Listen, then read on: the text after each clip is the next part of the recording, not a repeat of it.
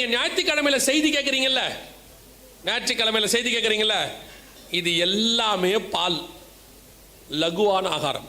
ஆனால் நீங்கள் என்ன நினச்சிக்கிட்டீங்கன்னா இதுதான் பலமான ஆகாரம் நினச்சிக்கிட்டீங்க. வா, ஞாயிற்றுக்கிழமை செய்தி கேட்டுட்டோம், சோத்திரம். இல்லை, ஞாயிற்றுக்கிழமை ஆகாரம் தேவை.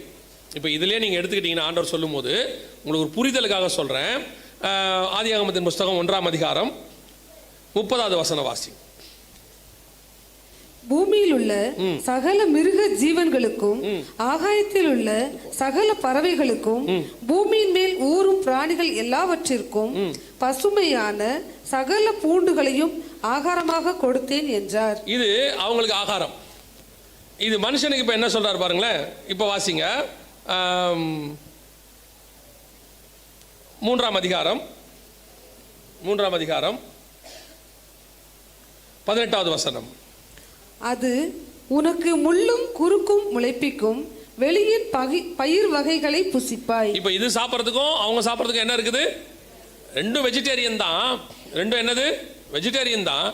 ஆனா அவங்களுக்கு பயிர் வகைகள், மனுஷனுக்கு, இவங்களுக்கு புல்லும் பூண்டும்.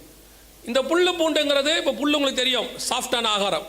மிருகங்கள்லாம் இன்னைக்கும் மிருகங்களாக தான் சாப்பிடுது. இந்த பயிர் வகைங்கிறது கொஞ்சம் சமைச்சு சாப்பிடணும். அதை என்ன செய்யணும்? ரெடி பண்ணி எடுத்து, இப்போ மண்ணாங்கிறது பார்த்தீங்கன்னா அதை கொண்டு வந்து அவங்க சமைச்சு சாப்பிடணும், இடித்து சமைச்சு சாப்பிடணும். அதே நேரத்தில் தண்ணிங்கிறது சமைக்க வேண்டாம், அப்படியே எடுத்து என்ன செஞ்சுக்கலாம்? குடிச்சிக்கலாம். 2 வகையான ஆகாரம் இருக்கும். அதே மாதிரி தான் சபைக்குள்ள ஒன்று. இப்போ ஞாயிற்றுக்கிழமை நான் உங்களுக்கு புரியறதுக்காக சொல்கிறேன். ஞாயிற்றுக்கிழமை ஒரு ஆகாரம் சாப்பிட்றோம். இது எல்லாருக்குமான பொதுவான ஆகாரம். இது என்ன ஆகாரம்? புதுசாக வர்றவங்களுக்கு இருக்கும், பழசாக வர்றவங்களுக்கும் இருக்கும், பின்மாற்றம் அடைகிறவங்களுக்கு இருக்கும், குழந்தைகளுக்கு இருக்கும், யங்ஸ்டர்ஸ்க்கு இருக்கும், வயசான அத்தனை பேருக்கும் சேர்த்து ஞாயிற்றுக்கிழமை என்ன இருக்குது? ஒரே சாப்பாடு, அவ்வளோதான். இந்த சாப்பாடு நார்மலாக எல்லாருக்கும் பொதுவாக ஏற்றுக்கொள்ளுகிற ஒரு சாப்பாடு. அதான் பால் மாதிரி. பால் யார் வேணாலும் என்ன செய்யலாம்? குடிக்கலாம். எல்லாருக்கும் ஊத்துப்பா, அத்தனை பேருக்கும் கொடு. இப்போ ஞாயிற்றுக்கிழமை வரீங்க, 3/4 மணி நேரம் 1 மணி நேரம் செய்தி. இந்த 1 மணி நேரம் செய்தியை கர்த்தர் என்ன பண்ணுறாரு? பிரித்து எல்லாருக்கும் மொத்தமாக கொடுக்குறாரு. எல்லாரும் குடிக்கிறீங்க. ஓய், ஞாயிற்றுக்கிழமை எல்லாருக்கும் கொடுக்குறாரு. பிரித்து எல்லாரும் குடிக்கிறோம், சாப்பிட்றோம். அவங்களுக்கு கொஞ்சம் கொஞ்சம் அதில் இருக்குது, ஆளுக்கு பிச்சு எடுத்துக்கிறோம். ஆனால் இதை தாண்டி இன்னொன்று இருக்குது, பலமான ஆகாரம், பயிர் வகை. அது என்ன தெரியுமா? அதுதான் நீங்கள் வசனத்தை தியானித்து பெற்றுக்கொள்வது.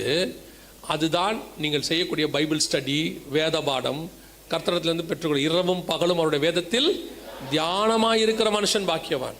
இது பலமான ஆகாரம். 2ம் சர்ச்சுக்குள்ள இருக்கணும். இன்னைக்கு சபை ஒரு ஆகாரத்துக்குள்ள போயிட்டு இருக்குது, லகுவான ஆகாரம். வர்றவங்களை அப்படியே சாட்டிஸ்ஃபை பண்ணி, அப்படியே ஞாயிற்றுக்கிழமையானா அப்படியே ஒரு ஆசீர்வாத செய்தி பேசி அவங்கள திருப்திப்படுத்தி ஒரு வாக்கு தத்தத்தை கொடுத்து ஒரு ஜபத்தை முடிச்சு, இதைத்தான் நீங்களும் எதிர்பார்க்குறீங்க. நீ வாளாகாமல் தலையாவாய், உன்னை 1000 மடங்கு ஆசீர்வதிப்பேன், நீ இப்பொழுது இருக்கிறதை பார்க்கலாம் 1000 மடங்கு பெருகுவாய், வானத்து நட்சத்திரத்தை போலவும் கடற்கரை மணலை போலவும் நீங்கள் பல்லுகி பெருகி. இதை கேட்கவே சந்தோஷமா இருக்குல்ல? அப்பா ஞாயிற்றுக்கிழமை இந்த வாரம் என்னப்பா செய்தி? உன்னை 1000 மடங்கு ஆசீர்வதிப்பார். ஓ ஸ்தோத்திரம், பிரைஸ் தி லார்ட். அடுத்த வாரம் என்னப்பா செய்தி? கோடா கோடியாய் பெருகுவாயாக. போன வாரம் 1000, இந்த வாரம் கோடா கோடி. பிரைஸ் தி லார்ட், ஹல்லேலூயா. இது கேட்க சந்தோஷமா இருக்கு. இது நான் இல்லைன்னு சொல்லலை, இது ஒரு காலகட்டத்தில் நமக்கு தேவைப்படுகிறது. பிள்ளைக்கு பால் எப்போ வரைக்கும் கொடுப்போம்? அது ஒரு குழந்தையா இருக்கிற வரைக்கும் நம்ம பால் கொடுப்போம். அது வளர்ந்த பிறகு நம்ம என்ன செய்ய மாட்டோம்?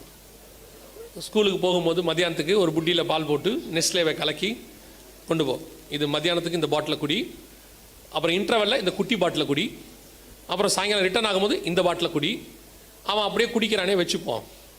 மத்தியானம் எல்லாரும் உட்காந்து சாப்பிடும் போது அப்படின்னு உட்காந்துருக்கான்னு வச்சுக்கோங்க. கூட இருக்கவன் என்ன சொல்லுவான்? ஏண்டா 5வது படிக்கிற இன்னுமாடா பால் பாட்டிலில் குடிக்கிற?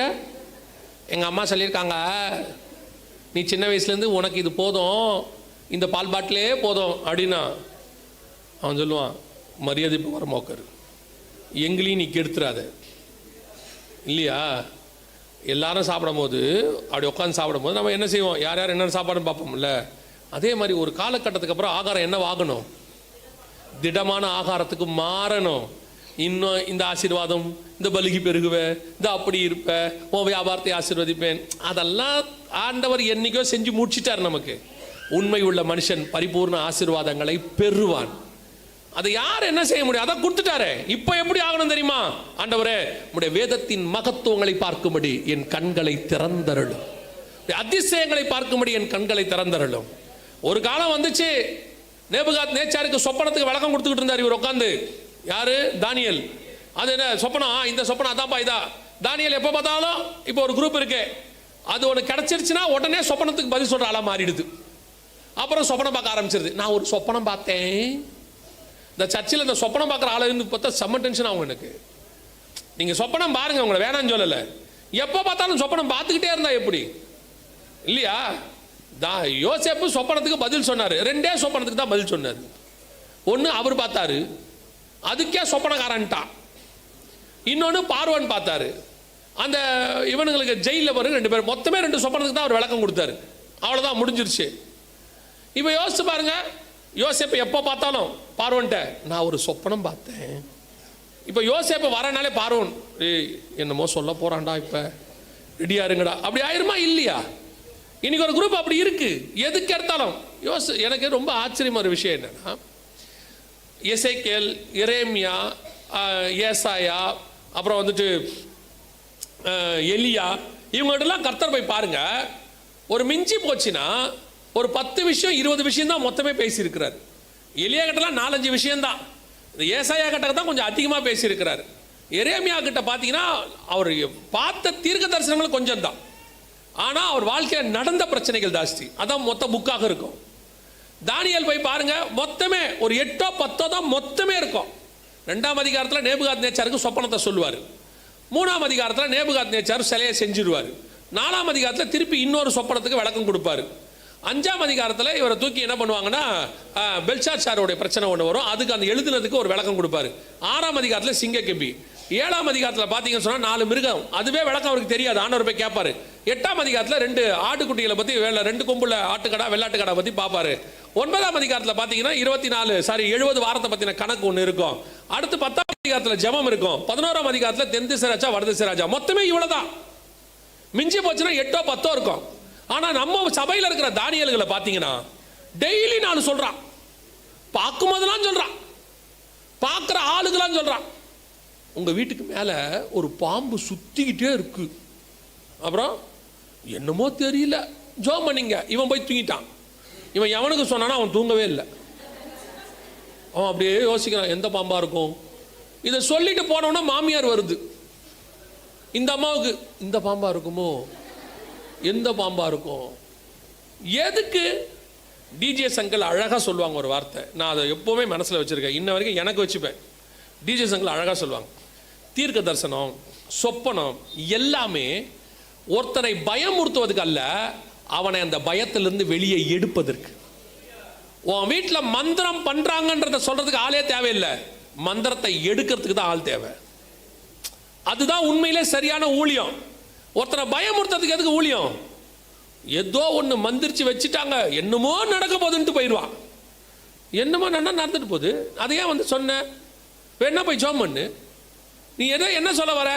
பயப்படாத, ஆண்டவர் உனக்கு சொல்றாரு, ஏதாவது இருந்தால் சரி பண்ணிக்கோ, கர்த்தர் உன்னை காப்பாற்ற விரும்புகிறார். இதுதான் சரியான விஷயம். பாலங்கிச்சோ சொல்லுவார், அவருடைய புஸ்தகத்தில் எழுதியிருக்காரு, அழகாக எழுதியிருக்காரு தேவ மனுஷன். என்னுடைய பிரசங்கங்கள் பாசிட்டிவாகத்தான் இருக்கும், நெகட்டிவாக இருக்காதும்பார். இயேசு நியாயம் தீர்க்கிறவர், மாற்றுக்கிறதே இல்லை. ஆனால் அதிலிருந்து உன்னை தப்பித்து பரலோகத்துக்கு கொண்டு போக விரும்புகிறவர். அதுதான் முடிவு. அழிக்கிறாருங்கிறது இல்லை, அழிவிலிருந்து காப்பாற்றுகிறார். இயேசு கிறிஸ்துவே நம்மளை மீட்கிறதுக்கு தானே வந்தார். இன்னைக்கு நம்ம என்ன செஞ்சிட்டு இருக்கிறோம்? ஒரு குரூப் உட்காந்துக்கிட்டு வசனங்கிற பேரில் விசுவாசிகளுக்கு நான் சொல்றேன், இந்த வேதாகமம் முழுவதும் உங்களை தூக்குவதற்காக கொடுக்கப்பட்டதே ஒழிய உங்களை கீழே தள்ளுவதற்காக கொடுக்கப்படவே இல்லை. இதுல ஒரு வசனம் கூட உன்னை கொல்லாது, அத்தனை வசனமும் உன்னை ஜீவனாய்த்தான் மாற்றும். ஏன்னா இது நித்திய ஜீவ வசனம். இன்னைக்கு இந்த வசனத்தை தியானிங்க. ஒரு குரூப் இருக்கு, அப்படியே லகுவான வசனத்தோடயே ஓடி முடிச்சணும்னு நினைக்கிறாங்க. ஏன் வந்து நமக்கு எதுங்க வந்தோம், ஞாயிற்றுக்கிழமை உட்காந்தோம், அதுவும் எப்படி உட்காந்துருப்பான் தெரியுமா? ஞாயிற்றுக்கிழமை 3/4 மணி நேரம் செய்தி, அரை மணி நேரம் செய்தினா அதுலயே 20 நிமிஷம் தூங்குறா. அப்படியே இவனை எழுப்புறதுக்கு வேற நாங்கள் ஒரு அலாரம் வச்சிருக்கோம் சர்ச்சில். அந்த அலாரத்துக்கு பேர் என்ன தெரியுமா? என் ஆத்மாவே கர்த்தரை சோத்தரை. எப்படியாப்பட்ட ஆளை எஞ்சிடறான். அவ்வளோதான், முடிஞ்சிருச்சா அப்படிங்கிறான். அரை மணி நேரம் செய்தியில் உட்காந்து தூங்குறீங்க, எப்படி நீங்க பரலோகத்துக்கு போவீங்க? உங்க பையனை பார்த்து என்ன சொல்றீங்க?